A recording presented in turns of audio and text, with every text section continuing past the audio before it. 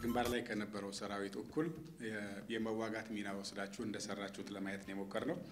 ምንም አይነት በጎ ነገር ምንም አይነት ትልቅ ነገር የሚገልጸው ከሌለ በራሱ አይናገርም። የሰራዊታችን የሰራው ጀብዱ በጣም ትልቅ ነው። የእናንተ ደግሞ የሰራዊቱን ጀብዱ ከዛ በስር ደግሞ የህዝባችን የነበረው አኗኗርም የገጠሙት ችግሮች ምን እንደነበሩ በትክክል ያሳያችሁት መረጃ ጦርነቱን በሌላ መንገድ ግጭቱን በሌላ መንገድ ሰላም ለማስከበር ህግ ለማስከበር ህገ መንግስት ለማጽናት የሚደረገውን ሂደት እናንተ በተሰማራችሁበት መስክ ጥሩ ያድርጋችሁ በተገቢው መንገድ ህዝባችንም እንዲረዳው እንዳላችሁትም በወዳኛው ከግጭቱ በወዳኛው ጀርባ ያለው ወገናችንም ቢሆን አብዛኛው ሰው እንዳይጎዳ ብቻ ሰው ለቀጣይ ሀገር ለመገንባትም እውነቱን ተረድቶ ከእውነት ጋር ቆሞ ኢትዮጵያን በመገንባት በሚደረገው ሂደት የተሳሳቱ መረጃዎችን እያረገፈ እውነትን ደግሞ እየተረዳ በሂደቱ ባጠረ ጊዜ ውስጥ እንዲጠናቀቅ ባጠረ ጊዜ ውስጥ ብቻ ሳይሆን ባነሰ ዋጋም እንዲጠናቀቅ ከዛ በኋላም በቀጣይ ሀገር ለመገንባት ለሚደረገው ሂደት ውስጥ ብዙ ቁርሾ እንዳይኖር በሁለቱም ጫፍ ላይ ያለውን ነገር ተገንዝቦ እጅ ለእጅ ተያይዞ ለመሄድ ለሚደረገው ጥረት የእናንተ ሚና ትልቅ ነበር ብለን እንወስዳለን።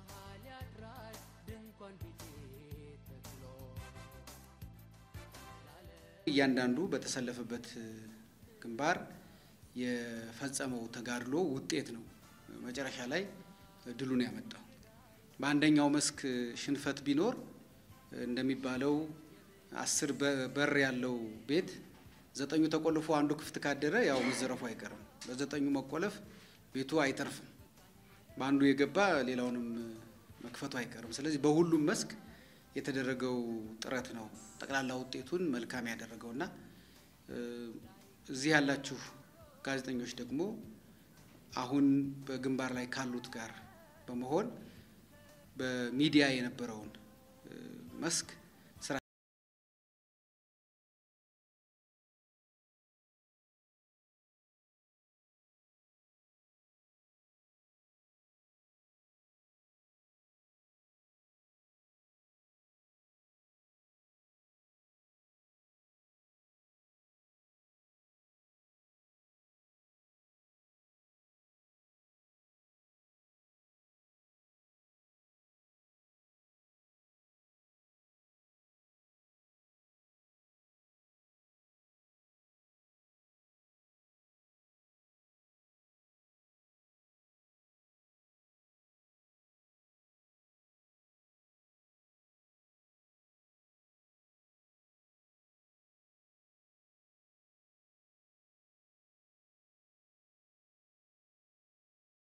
ከነበረችበት አካባቢ የደቡብ ክልል ተወላጅ ነች ይዛ ተመለሰች።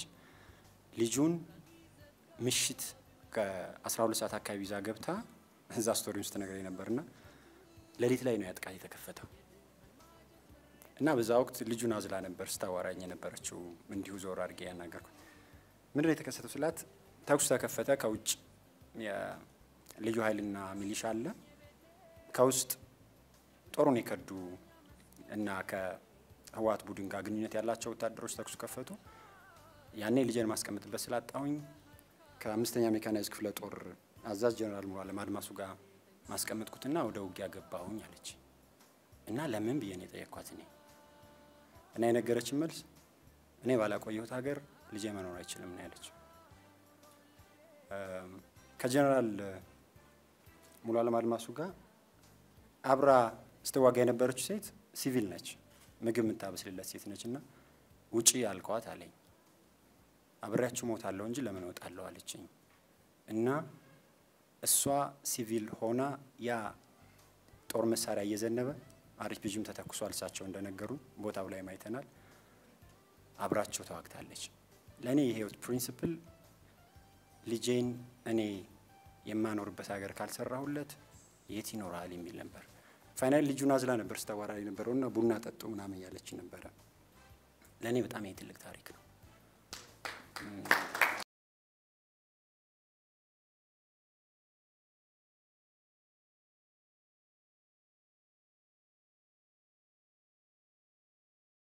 ጀን መውጣት ስለነበረብኝ ወዲያው ነው ሐሳቡን የተቀበልኩት። አርብ በ27 ይመስለኛል ሌሊት አየር ኃይል ሄድን። ከዛ በወታደራዊ አንትኖ ባህር ዳር አልፈን ከዛ በኋላ ነው ጎንደር ሄድነው። ጎንደር ካደረን በኋላ ወደ ዳንሻ እንሄድ ነው።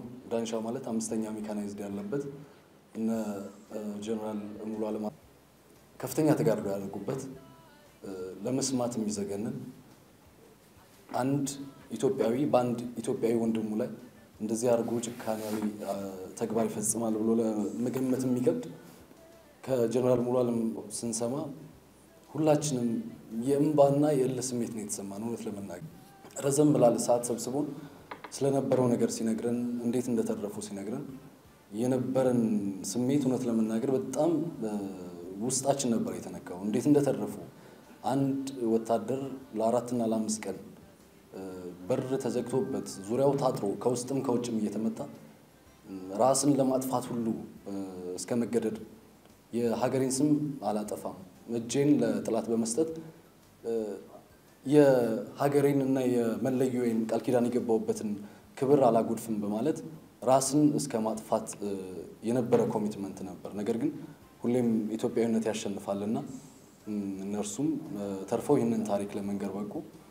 እኛም ይህንን ስንሰማ የበለጠ ቁጭት የበለጠ እልህ መቼ ነው ስራ የምንጀምረው? ይህንን መቼ ነው ለኢትዮጵያ ሕዝብ የምንነግረው? አላረፍንም። እንደገባን ከሰዓት ስራ እንጀምር ነው ያለው። ከሰዓት ስራ ጀመርን። ወዲያው ጀነራልን ይህንን የነገርከንን ነገር አሁኑን ንገረን፣ ኢንተርቪው እናድርግህ፣ መግለጫ መስጠን። በሩ ግቢው በቃ እንዳልነበረ ሆኗል። ቅጠሎች ተበጣጥሰዋል። እንዳለ ግቢው እንዳልነበረ ሆኗል። በጣም የሚያስፈራ ድባብ ነው የነበረው። መሬት ላይ የሚታየው አሸዋ አይደለም፣ የጥይት ፈንዲሻ ነው እንዳለ ምድር ላይ ያለውና ነገር ግን ጀነራል ያንን መግለጫ ከሰጠን በኋላ ቁጭት፣ እልህ፣ ወደፊት እንሂድ የሚል ሀሳብ ነበር የመጣው ሰው። ስለዚህ ያንን መግለጫ ሰራን፣ አደርን። በሚቀጥለው ቀን የሁመራ ኤርፖርት ተይዞ ነበር። ወደዛ ነው የሄድነው። ሁመራም ጀምሮ አዲቆሹ፣ ተከዜን ተሻግረን ሽራሮ፣ አዲ ሀገራይ የነበሩት ነገሮች የጋዜጠኛው መሬት ላይ የተኛ እንኳን የነበረው ፍቅር እዛ የነበረው ፍቅር አትመልሱን ሁሉ ነው እያልን የነበረውና በጣም ልዩና ኢትዮጵያዊነትን በደንብ ኤሌመንቱን ያየሁበት ነው። እንደው ሁሉንም ዘርዝሮ መናገር ስለማይቻል አንድ ብቻ በዚህ ቆይታዬ እጅግ የገረመኝና የተደነቅኩበትን ነገር ላውራ። ሽሬ ከተያዘ በኋላ ወደ ሽሬ ለመሄድ አዲ ሀገራይ ካምፕ ውስጥ ነበር። እዛ ካምፕ ውስጥ ጧት ላይ ተዘጋጅተናል ልንወጣ። ከፊት ለፊት ወደ መቶ እንኳን አይሞሉም፣ ወደ 50-60 ይሆናሉ። እናቶች አሉ፣ አባቶች አሉ፣ ህፃናት አሉ። ከፊት ለፊት 2 ህፃናት የኢትዮጵያን ባንዲራ ይዘዋል። እልል ይላሉ፣ ያለቅሳሉ፣ በእጃቸው ዘንባባ ይዘዋል። ወደ ካምፕ ነው ቀጥታ እየመጡ ያሉት። ስሜቴ ተረባበሸ። ወታደሩ በአንድ በኩል ውስጥ የነበረው ጓዱ ገሎታል፣ በዛ ሀዘን ውስጥ ነው ያለው። የህዝቡ ደግሞ ስሜት ይታወቃል። የዛ ቡድን ጥቅምና የህዝቡ ስሜት የሚታወቅ ነውና እንደዛ እልል እያሉ ፈንዲሻ ይዘው ዳቦ ደፍተው ሲገቡ ስሜቴን መቆጣጠር አልቻልኩም። የወታደሩን ስሜት አውቀዋለሁ። የህዝብ ደግሞ በስሙ የተነገደበት ህዝብ ነው። እያለቀሱ እናንተ እኮ አብራችሁን የነበራችሁ ጓዶቻችን ናችሁ፣ ልጆቻችን አግብታችሁ የወለዳችሁ ናችሁ፣ እድሜ ልካችሁን ከ20 ዓመት በላይ አብራችሁን ይኖራችሁ ናችሁ፣ ቤተሰብ ማለት ናችሁ እና ባካችሁ ይቅርበሉን ብለው እያለቀሱ ነው የገቡትና እዛ ላይ የነበረው የተሰማኝ ስሜት እውነት ለመናገር አንዳንዴ ሰውነትን የሚፈታተን ነገር ይገጥማልና በአጠቃላይ ግን ኢትዮጵያ እንደተባለው ብዙ ጀግኖች ልጆች አሏት። ከሰራዊቱ ባሻገር ብዙ ጀግኖች ልጆች አሏት። ወደፊትም ቢሆን ይሄ ተጠናክሮ የሚቀጥል ይመስለኛል። የነበረን ቆይታ ግን እጅግ ለሰራዊቱ ያለንን ክብር ያሳየንበት፣ ሰራዊቱም ለኛ ያለውን ክብር ያሳየበትና በጣም ኢትዮጵያዊነት በደንብ ለምልሞ የታየበት ነበር። እጅግ አድርጌ አመሰግናለሁ።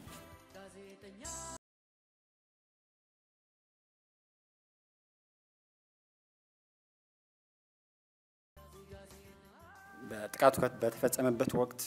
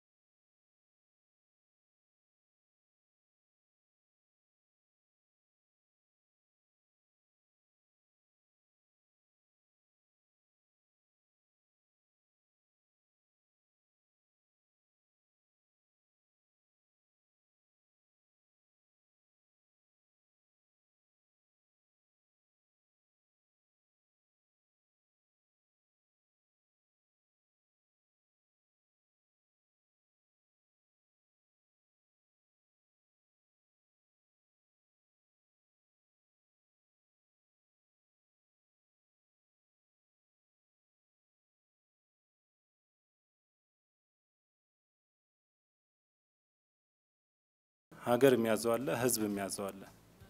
በዛ መሰረት እዛ የገጠሙን ነገሮች ከነ ቻሌንጁም ከገጠመን ፈተና ጋር አብረን ከውሸት እውነት እንዲያሸንፍ በተለይ ለረጅም ጊዜ እንግዲህ ቅድም እንዳልኩት ገለልተኛ ሆነን ነው የምንናገረው። ለረጅም ጊዜ ግን ውሸት እያደገ ከልጅነቱ ጀምሮ አድጎ እውነት መስሎ ቆሞ ነበር እንደ ጋዜጠኛ ስናየውና እውነት መስሎ ቆሞ ሰዎችን ከፊት አሰልፎ እውነትን ለመጋፈጥ በኋላም መጨረሻ ላይ እውነትን ደምስሶ በእውነት ቦታ ውሸት ሊቆም ያለበት ጊዜ ነበርና የኛም ልክ ሰራዊቱ እንደሚዋጋው ሁሉ ከሐሰተኛ መረጃ ጋር እየተዋጋን ነበር ማለት ይቻል ነበር። አንድ ነገር መጥቀስ ፈልጋለሁ። ለምሳሌ አድዋ ላይ ሆነን አድዋና አክሱምን በቁጥጥር ስር እንደዋሉ መግለጫ ይሰጥ ነበር። ከዛ እኛ አድዋ ላይ ነን፣ ከህዝቡ ጋር ነው ያለነው፣ ህዝቡ እየኖረ ነው፣ ህዝቡ ሱቅ ከፍቷል፣ ህዝቡ ቡና መሸጥ ጀምሯል፣ ግን አድዋን ይዘናል የሚሉ መረጃዎች ነበሩ። ይህ መረጃ በህዝቡ ውስጥ የሚፈጥረው ሌላ ትርምስ አለ።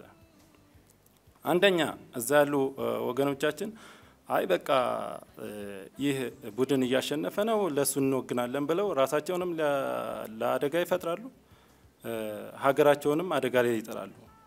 ሁለተኛ ነገር እዚህ ያለው ለሀገሩ የሚቆረቆረው ለህዝቡ የሚቆረቆረው ለልጆቹ የሚቆረቆረው ህዝብ በዚህ ሐሰተኛ መረጃ ሊደናገጥ ይችላል፣ ሊሸበር ይችላል። ስለዚህ እዚህ ጋር የኛ ሚና ከፍተኛ ነበር። እውነቱን ማሳየት ነበረብን። በቻልነው አቅም ይህንን ነገር ለማድረግ ሞክረናል።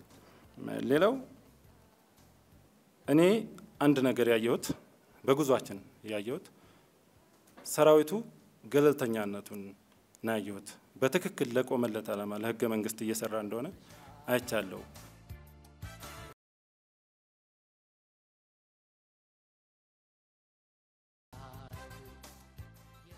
አንድ ሴት ስቶሪ ነገረችኝ። አላውያን ላይ ምሽግ ላይ ሆነን ከሱዳን ያርሶ አደሩ መሬትና እህል እንዳይነካ እየጠበቅን ፊታችንን ወደ ሱዳን ድንበር አዙረን ከጀርባችን ተተኮሰብን። ብዙ ከኔ ጋር የነበሩ ሰዎች መስዋዕት ሆኑ። እኛ መለጥን እና ጫካ ውስጥ 3-4 ቀን ቆይቼ አፈር አንስቼ ቅም ያለው ነው ያለችው። ይህች ሴት ከዛ በኋላ ተመልሳ የመከላከያ ሰራዊት አባል ናት። ሁመራን የተቆጣጠረው ኃይል አካል ነች። እዛ ቦታ ላይ ሆና ይሄኛውን ህዝብ እንዴት መጠበቅ እንዳለባትና ለዛ ህዝብ እንዴት መኖር እንዳለባት የምታስብ ሴት ናት። ሰው በሀገር ውስጥ ለህዝቡ መኖር እንዳለበት አሳይቶናልና መጨረሻ ላይ የተረዳሁት ነገር ኢትዮጵያን በሚጠብቋት የመከላከያ ሰራዊት አባላት ልብ ውስጥ ነው ያለችው። እነሱ ልብ ውስጥ ያለች ሀገር ደግሞ ሁሌም የተከበረችና የታፈረች ነች እና የኔ እና የሌላው የህይወት መርህ ከዛ እንድማርና እንዳስተውል አድርገው ነው የመጣሁት። አመሰግናለሁ።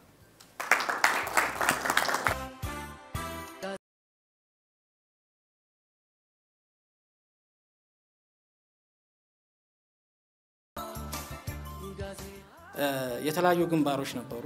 ወደ ሁመራ አቅጣጫ የሚሄድ አለ። ወደ ቅራቅርና ጠገዴ የሚባል ቦታዎች የተሰማራ ቡድን አለ። የተወሰነ ሰው ወደፊት ወደ ሁመራ የሚሄደውን አቅጣጫ አንዳንድ ስራዎች እዚያ ያሉ ስራዎች ሲሰሩ፣ ሌላው ደግሞ ዳንሻ ከተማ ያለው ማህበረሰብ ወጣቱ የሀገር ሽማግሌውና የንግዱ ማህበረሰብ ምን እንደሚል እዚያ ላይ ትኩረት እንዲያደርግ፣ ሌላው ደግሞ ወደ ቅራቅርና ወደዛ ሄዶ ቢያንስ ብሎ 2 ክሪው የሆነ ስራው በዚህ አግባብ እንዲሰራ ነው የተደረገው። ያላመችበት ቦታና ግዳጅ ወደ አንድ አቅጣጫ ሲሆን ደግሞ በጋራ በመሆን ስራዎችን በመከፋፈል ነው የሰራነው። በእውነት እዚህ ያለ ጋዜጠኛ ሙያተኛ እንደ ጋዜጠኛ ብቻ ሳይሆን ከወታደርም በላይ ነው። በአስተሳሰብም በቤተሰባዊነትም እዚያ ሁኔታ ሁሉም ሰው እንደ አንድ ሰው እንዲያስብ በአንድ አይነት ስነ ልቦና በአንድ አይነት ዝግጅነት ስራው እንዲሰራ ነው የሆነው። በጣም የቲም ስፒሪቱ ከፍተኛ ነው የነበረ። እንደዚያ አላየሁም። ምክንያቱም ብዙ አመት ብዙ ጊዜያቶችን አብሮ የቆየ አብሮ ያሳለፈ ነው የሚመስለው። እንሄዳለን ነው የጋዜጠኛው ፍላጎት። እዚህ ያለ ሁሉም እንሄዳለን ወደ ግንባር ተኩስ ወረዳ ላይ እንገባለን የሚል ነው ወኔው ፍላጎቱ የነበረው። ምክንያቱም እኛ የተለየ ህይወት አልያዝንም። ሰራዊቱ የሚከፍለውን ህይወት እኛ መክፈል አለብን የሚል ነው። እነ ዮሐንስም ቅድም እነ ዳዊት ሲገልጹት የነበረ አጠቃላይ ሁሉ የመሳሳትም ራሱን ለማዳንም እንደዚህ አይነት አስተሳሰብ አልነበረም። ስራው ይሰራል፣ እነሱ ህይወት ከፍለዋል፣ እኛ መክፈል አለብን፣ የተለየ ህይወት የለም የሚል ነው የነበረ። ስራው በዚህ አግባብ እየተሰራ ሄደ። ከዳንሻ ጀምሮ እስከ አዲ ሀገራይ ባለው አቅጣጫ በዚህ አግባብ ነው ስራው ሲሰራ የነበረ። እስከ መጨረሻው ምን ቀጥል እንጂ እንመለስ የሚል ሐሳብ አልነበረም። ይሄን ደግሞ ለዚህ እንዲያነሳሳ የተደረገው ምንድነው? ሰራዊቱ ተበድሏል፣ ሰራዊቱ ተገፍቷል፣ ሰራዊቱ ለከፈለው ዋጋ ያልነበረም ሊሰጠው የሚገባ የነበረው ሁኔታ የደረሰውን ግፍ እያለቀሱ ነው የሚናገሩት። ምክንያቱም አንድ ሰባዊ የሆነ ሰው አይደለም በሰው ህይወት ላይ እንዲህ ጭካኔ የተሞላበት ግፍ ቀለል ያለ ነገር እንኳን ይፈጽማል ተብሎ አይታሰብም። ግን ይሄ ነገር ቁጭ ስላነሳሳው ጓደኛው ሲታረድ፣ ጓደኛው ሲረገድ፣ ጓደኛው ፊት ለፊት ሲገደል ስላየ ሰራዊቱ ጋዜጠኛውም ደግሞ ከሱ ጋር ሆኖ ሲሰራ ሰራዊቱ የበለጠ ሞራል የበለጠ ጠንክሮ እንዲዋጋ ነው ያደረገው። ምርኮኞች ተይዘው ዳንሻ ላይ ሬሽኑን ቀንሶ ነው ምግብ ሲሰጣቸው የነበረ፣ የሚጠጣ ውሃ ሲያቀርብላቸው የነበረ። በተለያየ በጦርነት ቦታ ላይ ተፈናቅለው የነበሩ ሰዎች ደግሞ ሽሬ ላይ አገኘናቸው። ለዚያ ማን ነው ሽራሮ ከተማ ላይ ዳር ላይ ፈርተው በየጫካው ነበሩና አሰባሰባቸው። ይሄው ሰራዊት አሰባሰበ። ግፍ ከዋለበት ይደር እናንተም ሰራችሁ ሌላ ጓደኞቻችን እዚህ ቦታ ታርደዋል፣ ግን ምን በላውን ብሉ ብሎ ዳቦ ከሰራዊቱ ቀለብ ወላ መሳው እኛ ደረቅ ሬሽን በላለን ለዚህ ህዝብ ይሰጥ ተብሎ ውሃ በቦቴ ሬሽን ደግሞ ዳቦ ለዛ ህዝብ ነው እንዲከፋፈል የተደረገው።